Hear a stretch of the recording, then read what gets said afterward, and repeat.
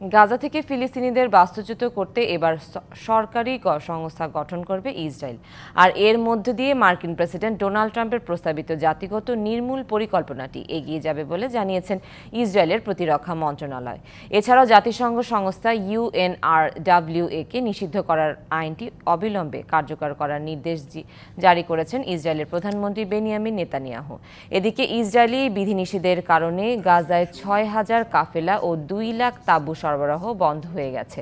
বৈরী আবহাওয়ায় ভোগান্তিতে বাসিন্দারা। এছাড়া অধিকৃত পশ্চিম তীরের বিভিন্ন স্থানে অভিযান অব্যাহত রেখেছে ইসরায়েল। বেশ কয়েকজন ফিলিস্তিনিকে গ্রেফতার ও মারধর করেছে ইসরায়েলি সেনারা। এদিকে ইসরায়েল হামাস যুদ্ধবিরতি চুক্তির প্রথম ধাপের অংশ হিসেবে বৃহস্পতিবার গাজা থেকে ইসরায়েলি ৪ বন্দীর মরদেহ গ্রহণ করবে ইসরায়েল। আর শনিবার আরও ৩ জন জীবিত বন্দীকে মুক্ত করবে হামাস। অন্যদিকে বাকি ইসরায়েলি বন্দীদের মুক্তি নিশ্চিত করতে এবং যুদ্ধবিরতি চুক্তির দ্বিতীয় ধাপে যাওয়ার আহ্বান জানিয়ে তেল আবিবে প্রবেশ করেছে ইসরায়েলি বিক্ষোভকারীরা।